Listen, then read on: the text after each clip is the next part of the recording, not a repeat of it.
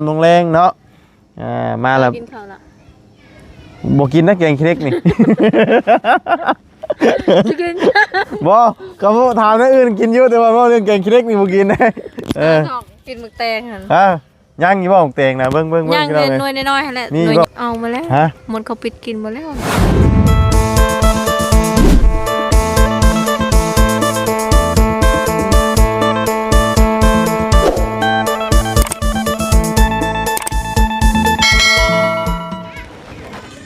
หม้ออย่างนี้บ้านนี้เนาะมามื้อนี้มีหม้อสวัสดีต้มเป็ดจักบ่ต้มยังต้มเป็ดหรือต้มหยังดาวเอาเบิ่งพี่น้องเอ้ยบ่ฮู้ว่าสิเป็นต้มหยังเนาะมามื้อนี้อุ่นใจอยู่พี่น้องเอ้ยต้มเป็ดหรือว่าต้มไก่ไก่หรือเป็ดดาวเอาว่าน้องต้มยังนี่โอ้ยสิเป็นต้มหยังในบาทนี่พี่น้องเอ้ยเนาะเอาว่าน้องต้มยังเฮาเห็นหม้อเชียวอุ่นใจอยู่เนาะมาลบฟังนี่กันเอาสบายดีเด้อพี่น้องเอ้ยเนาะขี้เล็กฮะมาแล้วเฮ้ยเฮาบอกว่าคือสิได้กินของเชฟขี้เล็กแน่ๆเลยเชฟนัวๆอยู่เนาะโอ้ขี้เล็กมาบุญเชื่อเขาเนาะกินแบบนี้เบาเชื่อเนาะ1,000%ยังไม่ได้เปิดเลยพี่น้องเอ้ยมองดูหันเนาะชื่อเลขคือบ่ถูกเด้บ่ขี้เล็กบ่น่ะขี้เล็กกินมันออกแห้งปานนี้ตายกินมาต้มไก่นะมีไก่มันจะใส่ไก่บนตายผาเลยโอ้เนี่ยหาลังเอาแถวนี้แหละมาเนาะคิดว่ามาเลยต้มไก่ถ่ายังกันนะอุ่นใจช่วยเยอะใช่ขึ้นมาวันนี้นะแสดงไม่ได้ติดตามกันนะอันนี้นะไม่ได้ติดตามเลยบ่ติดตามแต่ว่าไม่ได้เบิ่งเนาะเนี่ยมอเตอร์ลมกับผู้บ่าวอันเอาพี่น้องเอ้ยมาฮอดตอนค่อยคำลงแรงเนาะมาแล้วกินข้าวละบ่กินนะแกงขี้เหล็กนี่กินบ่ก็บ่ถามเรื่องอื่นกินอยู่แต่ว่าเรื่องแกงขี้เหล็กนี่บ่กินนะกินหมึกแตงหั่นย่างอยู่บ่หมึกแตงนะเบิ่งย่างเงินหน่วยน้อยๆหั่นแหละหน่วยเอามาแล้วหมดเขาปิดกินหมดแล้วใครกินนะบ่จันบ่ลาวก็บ่บุญแล้วมากินคู่มื้อบ่เมื่อวานนี่ก็ปิดมื้อนี้ก็ปิดโอ้ยเนาะเบิดแล้วก็น้องสนองก็กินบ่ได้กินได้นะเนาะมีแต่บ่บุญแล้วก็ลุงเฮิมยังทันได้กินลกถิ่มแล้วนะว่ามื้ออื่นมื้อใหญ่อีกมื้อใหญ่บ่ใหญ่ดอกเบิ่งแล้วบ่ใหญ่ดอกนี่นะใหญ่อ่ะท่านฟังมีมื้อใหญ่ดอกเพราะว่าปิดคู่มื้อนี่มันบ่มีโอกาสที่มันสิใหญ่เลยเนาะต้มขี้เหล็กโอ้คิดว่าต้มมันต้มไก่ใช่เหรอขี้เหล็กในอันตอนนี้ฉันจักบ่ในส่วนเท่าไหร่มันออกเฮาตัดมันนี่เนาะสิเก่งมื้อนี้บ่ฮะจักน้ำแม่แกงตอนค่ำใส่นางเค็มเนาะบ่จันเอามาเสียบอยู่ทำเก่งใส่นางเค็มทำเก่งแต่ผักขี้เหล็กก็ได้นี่บ่แซ่บมันบ่มีแนวอันน่ะผสมผสานนะเนาะภูเขาอยู่ได้เนาะมาจุไฟข้างอยู่พี่นี่โอ้คักผิงไฟอุ่นๆพร้อมเนาะผิงไฟโตคิวคิวเป็นยังเนาะปกติกับคิวอยู่แม่นบ่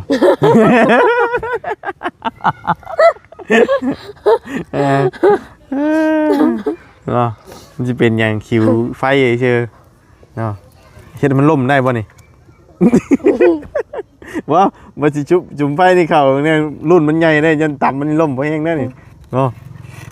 ชุบเขาชิ้นพอดีเมย์เราหายเนาะกำลังต้มกำลังจืดเนาะเพียงขี้เล็กมือนี่เนาะ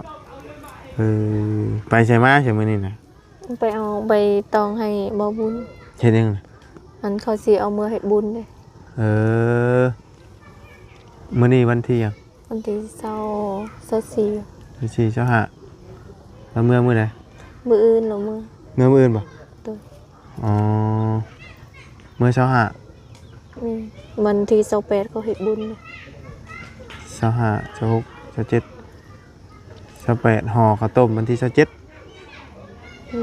แม่นน่ะเอ้ามื้อ26 27นี่27นี่ห่อข้าวต้มมื้ออื่นวันอาทิตย์ป่ะ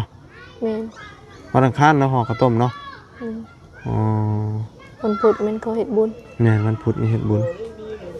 สายก็ลงเมือง น้อย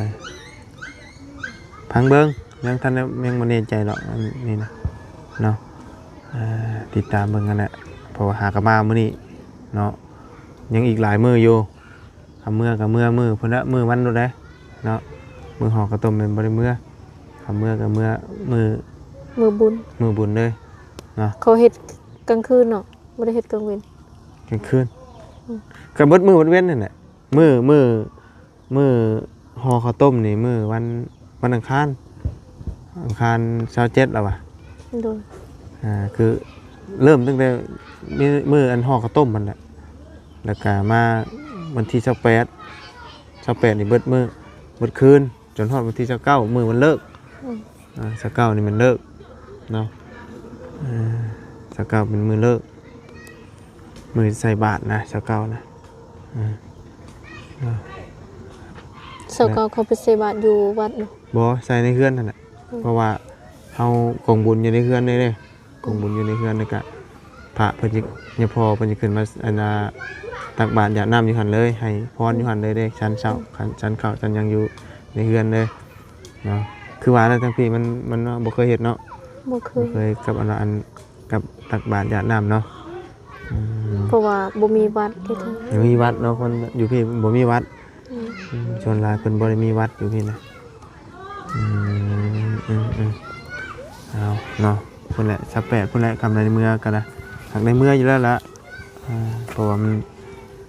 ยังอีกหลายมื้ออยู่อีก4-5มื้อพุ่นเพื่อสิฮอดกันนะแต่ว่าทางมาบุญมาจันทร์เพิ่นตั้งเมื่อกะเตรียมงานอยู่แล้วมันหลายอย่างชื่อหันชื่อนี่มันบ่แม่นเรื่องง่ายเด้แล่นชื่อเครื่องชื่อของเพื่อจะเกิดงานบุญเนี่ยว่าบริเวณง่ายเมื่อบ่เมื่อบ่ เมื่อใส่ เอาเมื่อพุ่นนะ ยังบ่มี เอาในได้จ้ะคิดในใจคิดว่าในได้ น่าจะก็อยากไปซอยเพิ่นอยู่แต่ยันอัน ย่านหยังฮะเอาในใจเอาย่านหยังยันเพิ่นบ่พาไปนั่นแหละ ฮะ ยันเพิ่นแบบข้าวเวียกนะเวียกลาย แต่มือแท้ดีนะมือที่ว่าซอยเวียกใช้งานดีกันมันสิเป็นมือ28หั่นแหละเพราะมือวันที่อันมือห่อข้าวต้มบ่มีหยังนะมีแต่ว่า28นี่คือเฮาบ่มีหยังหรอกมันก็มีแต่ข้าวกับข้าวกับน้ำมันน่ะหลักๆก็ล้างถ้วย ถ้วยมันหลายอยู่แล้วมื้อนั้นน่ะเนาะล้างถ้วยล้างบวงและมาบุญกันคำเมื่อกะวันที่28พุ่นแหละมือมันโดนนะ27นี่มันบ่ได้เมื่อก็เป็นเมื่อตอนเช้าอ่ะนะตอนเช้า28เนาะงานบุญงานศีลกันนะมาเบิ่งนำกันนั่นแหละพี่น้องเอ้ยเนาะอยู่พี่กันหนาวใช่มั้ย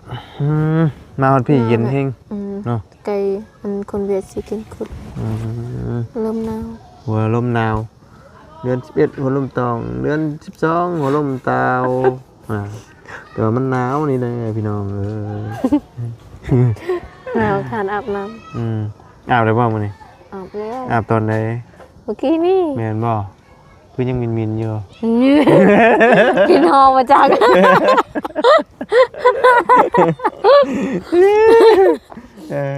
ก็ยังมินๆตุ้ยๆอยู่กินขี้เล็กบ่นี่เนาะกับแกงใช้หลายอย่างนี่ก็แซ่บอยู่ต้องมีไข่มดแดงนำเด้มันจังแซ่บ ยำนี้มีเอาไข่หมดแดง มีแต่วันนั้นทันได้ตึงเนาะมันยังเป็นอันว่าข้าวปลายหรือว่าแม่เป้งอยู่ยังเป็นอันว่าแม่น้อยๆนะบ่จะเจียวมันมีดีหรือบ่หมกแตงนี่นะ อันยังหน่อยน้อยๆเขาไปปิดอ้อเขา บ่ ไป บ่กินนะหน่อยน้อยเนาะยาดอก เข้าลุง ฮะบ่กินนะ เข้า เนาะ ส่วน ตัวนั้นได้เป็นนะบ่ ยังบ่ออกดอก ตัวนั้นได้สิได้กินหลายเนาะ กับบ่ฮู้คือกันจักมันสิบกหรือบ่เนาะ บ่สิได้กินหลายกว่าตัวนี้อยู่เพราะว่า เข้าลุง มันเป็นพุ่มหลายตัวนะ เครียดบ่ได้คิด เครียดแล้วเหรอบ่ได้กินจักเทื่อแล้วอ่ะ เราเป็นคนซื้อนะบ่ได้คิด ใจแล้วเที่ยวใจได้บุญนะ น้อยใจย่างน้องก็บอกว่าลุงเอ้ยขึ้นมากินหมกแตงเด้อน้องก็บอกอยู่เด้ บ่รู้เนาะ แต่ลุงบ่ บางว่าสิกินสวนนั่นแล้วอ่ะสวนนั่นแหละ สวนนั้นเนาะหลายเนาะสวนนั้นสิแซ่บอยู่เพราะวันยัง นี่ก็แซ่บกันอยู่สิแม่ บ่มันอย่าว่ายังบ่ทันออกดีอ่ะนะแล้วมันสิได้ สวนนี้บ่แซ่บจะว่าคืออะไรบ่ดีนะเจ้าโยนคืออะไร มันสิได้ออกพร้อมกันเด้มันสิได้กิน สวนนี้เป็นคนชื่อได้สวนนี้แหละคำบ่เชื่อถามแม่บุญว่าอาจารย์เราคำบ่แซ่บสิเบิดบ่ บ่ใหญ่บ่ทัน นะ ใหญ่บ่ทัน จะว่ากินชั่วโมงไม่ก็ใหญ่บ่ทันแล้ว ใหญ่บ่ทันเครือจนตายปะบ่ทันได้ใหญ่ เข้าไปลูก เนาะยังบ่ทันได้ตายเลยเครือมันก็ได้ยังหมดใส่หมากยังบ่ทันกินบางใหญ่ครับโอ้ยเนาะ ยังแต่มากน้อย นั่นมันตายป้าเลยชิงตายป้ามาก่อนนะบ่ไหวแล้ว ๆพ่อยอยากเป็นมากแล้ว บ่อยากเป็นหมาก มากยังบ่ทัน ซื้อมาบ่หัวน่ะ ใส่ ชลัดนี่น่ะ บ่ฉลาดที่ลุงสืบมานะมันบ่ออกเลยอัน บ่ใหญ่ แม่ บ่ อันของเฮาน่ะมีแต่บ่ออกทุกอย่างเนาะ บ่อันนี้แม่ไปขอของเขาแล้วก็มากาเอา อ๋อบ่มานนะของเจ้าน่ะ เพิ่นได้มักตัวอ่านออกมัน อ่ะ เผ็ด มักทั่วกันคิดได้โอ้ บ่ตั้งแต่มาตอนมันออกมันงามเนาะลุงเนาะตอนมันใหญ่ฮะมันขี้ลาย โอ้มักทั่วนี่ดูแลบ่ได้มันจบเลยมันแตกต่างกับมักแตงเด้อมักทั่วนี่มันสิเกิดเม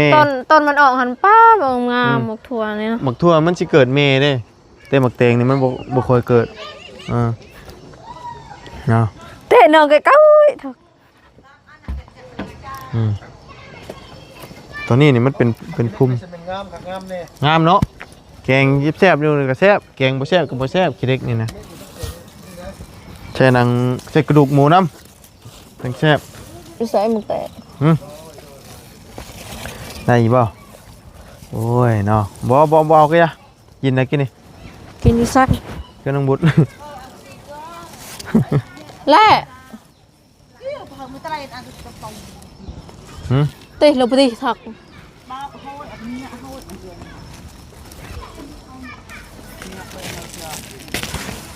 ตัวนี้ยังเครือยังเขียวอยู่ตัวนี้ มาเยอะนะ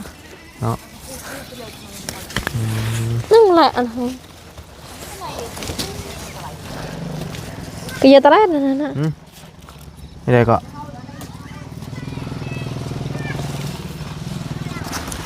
เย็นเหลือเกินมาบ่มีลมหรอกแต่ว่าเย็นเนาะ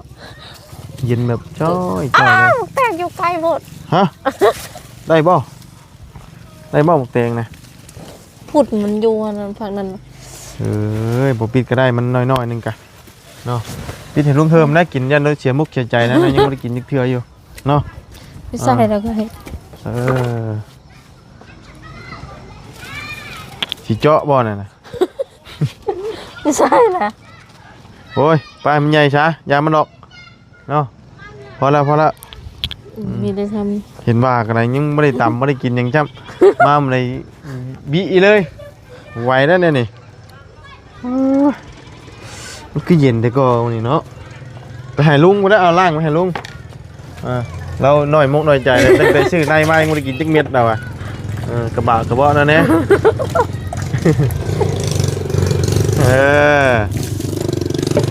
ำจะว่า ว่าให้ลุงก่อนให้เจ้าของในเพิ่นก่อนแล้วอ่ะ ลูกเอ้ยว่าต้องน้อยใจ ต้องน้อยใจเนาะ เดี๋ยวมันก็ใหญ่อีก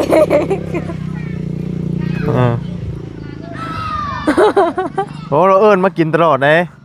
เราก็เป็นห่วงเป็นใยอยู่เลย ขอบใจหลาย ให้ลุงกินก่อนลุงยัง ๆทุกอย่าง เฮ้ยใหญ่ โอ้แซ่บนะ โทษ โอ้ เดี๋ยวมันก็ใหญ่อีก ไข่เป็ด ไข่เป็ด หวานเนาะ ช่องสามมือมันก็ใหญ่อีก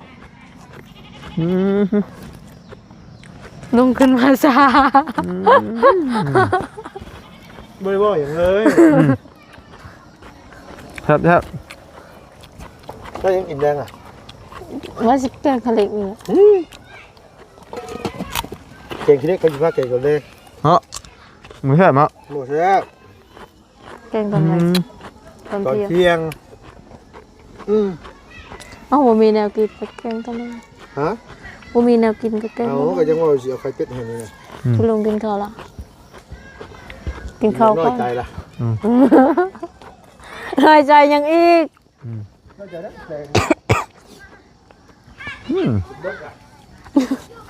แต่ จับเนาะ ถ้าชวนนั้นอีกชวนนี้ก็ย่างเด้สองสามมือมันก็ย่าง ส่วนนั้นสิแซ่บกว่ามันอ นี่ อก สอง ลา สาย มมือมันก็ย่างอีกเด้ มันออกลายแล้วมันจะได้กินพร้อมกันเด้อันนี้มันบ่แซ่บมันกินทีเล็กทีน้อยอันนั้นมันจึงต้องได้ตำจุจำแจ่วกินกับบ่มืดไวแท้เนาะแป๊บเดียวมืดเลยโอ้6 โมงได้เนาะ ไว้ ข้าวเดียวได้เนาะมีห้องบ่เนาะบาดนี่โทรหาห้องก่อน มีห้องได้นี่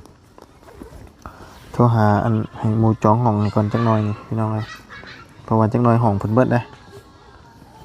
ห้องเบิดไว้เลยนี่บ่มีห้องเลยมันบ่จืดแล้วบ่นี่ต้มแต่หึงแล้ว 5 กระตุ่ม ฮะ 5 กระตุ่ม ไก่แล้วเนาะไก่ที่จืดแล้วละต้มแซ่บๆอันนี้ก็แซ่บแกงทำมาเห็ดบ่แซ่บก็บ่แซ่บขี้เด็กนั่นน่ะหนึ่งนี่คือเราต้องมีไข่หมูแดงแล้วกับผสมเมมันนะมันสิสมใส่ผักบัวน้ำแล้วก็หนังเนาะมันจะแซ่บนะถ้าว่าบ่แม่นหนังก็เป็นกระดูกหมูมันจังแซ่บนะแต่ว่าถ้าแกงผักขี้เด็กอย่างเดียวมันบ่แซ่บมันต้องมีแนวใส่น้ำมันจังแซ่บเนาะมันมีตัวอยู่ข้างในน้ำบ่อันนี้นะผักขี้เด็กนะ แม่นอยู่ในสวนได้บนนั้น ปลาตัวนอกนี่มันบ่ออกเนาะ บ่ ปลาตัวในน่ะมันถึกน้ำแม่นบ่ แม่น มันได้ออกงามได้มันออกแบบว่าออกในตอแบบนี้เด้ตอนี่น่ะเว้นออกมาที่พุ่นจักบ่ แต่พุ่นแหละ ตายแล้วเนาะบ่ติดแล้วนี่มีแต่ไว้ฉุมไฟซะนี่ใหม่ได้แล้วบ่ล่ะเนาะเป็นไงบ่ได้ไปงานดอกงานแต่งบ่บัดนี้เบิดแล้วบ่ หมดแล้ว เบิดแล้วมื้อนั้นไปนอนจักคืน หมดแล้ว เอ้ามืออันว่าไปอันงานดองไปเขามื้อไหน งั้นเอาอยู่ซะมัน เอา บ่ได้ไปนอน บ่ได้ไปนอนบ่ ดู ไปกลับบ่ ดูไปถึงเจ้าเพราะว่าอันเขาแต่งมื้อนั้นเขาเอามื่อเลยได้เจ้าสาวแบบเขาบ่ได้แบบว่า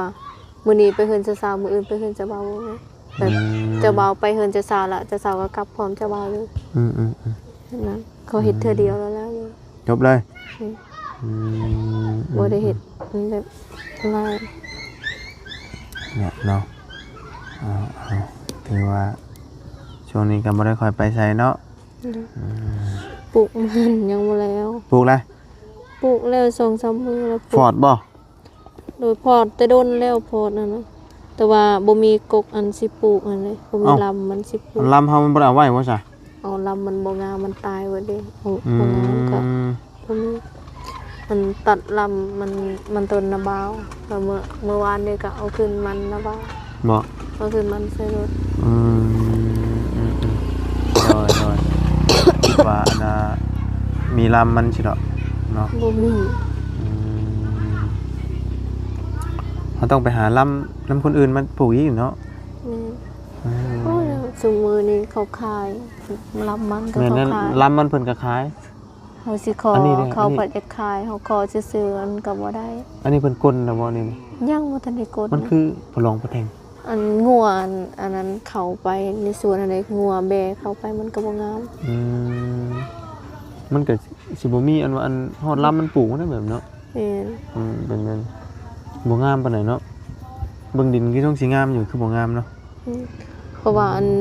งัวแบเข้าไปตลอดมันก็ เบิ่งทรงคือทรงสิงามอยู่แต่ว่าบ่งามปลูกมันนี่ก็ได้ปลูกมันนี่ก็บ่แม่นจะสิได้เงินเลยเนาะมีแต่ปลูกแล้วก็ลงทุนปลูกแล้วก็ลงทุนไปเนาะบ่ได้หยัง แต่ เล ละ ย ปีบางทีก็อันได้บางทีก็ลบทุน แต่ว่าปีนี้รูปบ่ ค่ะ ปีอันกินนี่อันกลกินนี่ แม่ บ่ได้หยังเลย บ่ได้ อืม แต่ว่าอันมันเฮางามปีใดที่มันเฮางามเฮาก็ได้ แบบอันลำมันงามเด้ฮอดเบงว่าบ่ได้เข้าสวน อืม มันงามเฮาเสียหญ้าแบบแล้ว อืม เหงาด้วยมันก็งาม โดยบ่ได้เนาะตาขี้ข้านเนาะข้านในเฮ็ดบ่ได้หยังนี่มันหมายว่า มันบ่ได้เฮ็ดแค่มื้อ2มื้อเนาะมันเฮ็ดแบบว่า เป็นปีอะนะปีหนึงก็ได้ก้นเท่านึงแล้วบัดนี้มันบ่ได้หยังเลยเนาะลงทุนพร้อมเฮงพร้อมอะนะค่าอันเฮ็ด แก อีก แฮงก็บ่ได้ซะ มันบ่ได้หยังเลยนะ อันพอดก็ล้านห้าพอดคนมาก็ได้ล้านห้า อืม บ่ฮอดล้านห้าซะ น้อย เสียค่าอันรถให้เขาแก่อีก หารถอันแกหัวนไปขายอีก แม่ บ่ได้หยังบัดนี้ แล้วก็ซื้อแนวกินให้เขากินบ่ได้หยัง ถ้าเป็นบ้าบุญนี้เลือกสิบ่เฮ็ดในมากกว่ามันเฮ็ดไปกันถ้าว่าแต่ละปีมันสิได้แต่แบบนี้หั่นนะ แต่เฮาก็บ่ฮู้บางทีปีนี้บ่ได้ปีหน้าอาจสิได้ก็ได้เฮาก็อันคิดไว้นั่นแหละ คิดไว้ซื่อแต่ว่าแต่ละปีรู้สึกว่าคือบ่ได้ปานใดเด้มันเดี๋ยวนี้เนาะเริ่มว่าล่าลอยเข้าไปได้ปีที่แล้วนี่ก็บ่ได้เนาะปีนี้ก็ยังบ่นั่นอยู่ อันปีกายนี่อันได้อยู่อัน ได้บ่ 4ล้านปีกายนี่ แต่ปีนี้บ่ได้เลย แม่นอันเพราะว่าแต่ทำบิดเฮาเฮ็ดอันดีนั้นยังบ่ทันอันนั้นดิเฮาหาก็เริ่มเฮ็ดอันมันก็งาม ดินว่าไงดินมันยังบ่ทันได้เก่า แม่น ดินมันยังงามอยู่และมันช่วงนั้นก็ขึ้นเด้อันปีกายว่าไปซื้อนี่โล2,000 2,300อันเฮาก็ได้ปีนี้อันโลละ1,500บ่1,300ปีนี้1,300เนาะเอาหนาวพี่น้องเลยเนาะเดี๋ยวให้เพิ่นยินหมอพักกิเล็กก่อนเนาะไว้แล้วสิแกงพักกิเล็กกินแล้วเราอ่ะกิน3คนเนาะมื้ออื่นเด้อสิมากินนำเด้อ โอ้ย มื้อนี้ บางทีก็สิแกงมื้ออื่นบ่จัก แกงมื้ออื่นพุ่นน่ะมื้อนี้บ่กินน้ำดอกมื้อนี้ มื้ออื่นนั้นแกงต้นซอยเนาะจะอายเข้ามาเนาะ โดย ใส่หนังใส่หนังคิง โดยหาเย่มดแดงแถวนี้นะไม่ใช่ บ่มีบ่มีดอกมันเด้ หาเบิ่งเนาะมดแดงแต่อย่าเอาใกล้เด้ออย่าเอาใกล้บ้านได้หมู่วายได้เนาะมันเอามันมันเอากี่กระเด้งขึ้นเนาะเอาเมนมากูยังไว้เนาะเอาอันไกลๆบ้านนี่ได้ก็เอามดแดงกันได้ไว้แบบนั้นเด้อเอาหมูแดงเติมอยู่ไกลบ้านได้ ลองเอาเสื้อไอชิวใส่ไป โอ้นอกก็จะเฮ็ดเกินเห็นว่าก็ไปเอาไกลแน่ก็ไปเอาให้กินน้ำก็ได้เนาะมันก็ฮู้ มันบ่มีดอกบ่ใส่ดอก บ่ใช่ก็แน่มันจะเอาแถวนี้เนาะเอาแถวนี้บ่ได้เห็นว่าพวกไม้อยู่แถวนี้ก็ได้มันบ่ได้คือว่าห้างแดงอยู่นี่เอานี่มันเอาขี้เนี่ยนี่ขึ้นบ่ได้ชุกปุกในหมูแดงนี่ก็มันเอาขึ้นนี่ก็ได้เนาะอยู่ใกล้นี่มันเอาเบิดได้อันไหนมันเอาไปเป็นอันไหนเนาะ เอาไปเป็นยอ เป็นเหงื่อมันเอาเสร็จแล้วมืออื่นยังพ่อกันไหมฮะเนาะเดินอยู่ดีมีแห้งเนาะมาพ่อกันพี่น้องเลยเนาะ กินข้าวกินน้ำก่อน เดินบ่กินมื้อนี้มื้อกันยังกินเนาะถือว่าห่างเกินหลายมื้อได้บ่ได้กินข้าวเลยเลยเนาะบ้ามื้อนั้นก็บ่พ่อมันเป็นทิศอะไรทิศปลายได้สิแกงคาแรคเตอร์มื้ออื่นยังบ่กินอีกบ่ต้องเข้ามาแล้ว กินแต่อย่าเอาหมูแดงขี้เดี๋ยวนี้ใจนะ มอไซค์ดอก เนาะปลาอยู่ดีมีแห้งสบายดีนะพี่น้องเงินนาวนะสังเงียดเลยเนาะมาของไม้คืนแล้ว สังเกตอะไรบ่ได้ สังเงียดใช่ไหมอำบายเฮละขี้ข้านอาบน้ำคุณว่าแม่นบ่ สังเกตอะไรบ่ได้ ขี้ข้านอาบน้ำฮ่า ต้องอาบแล้ว สังเงียดนี่ขี้ข้านอันทำเรื่องเสมอเลยการอาบน้ำคนสกปรกเนาะ ต้องอาบแล้ว เนาะไปเสียพี่น้องเนาะมีแต่ออกรับบาทนี่หาโทรหาของก่อนมีอยู่พวกนี้ห้องกันอย่างเงี้ยนี่ต้องไปโทรถามเลยพี่น้องเนาะ ไปแล้วพี่น้องพบเจอกันใหม่ขอบคุณเพื่อนพี่น้อง FC เด้อที่เข้าติดตามรับชมไปแล้วพี่น้องสบายดีหนาวเนาะ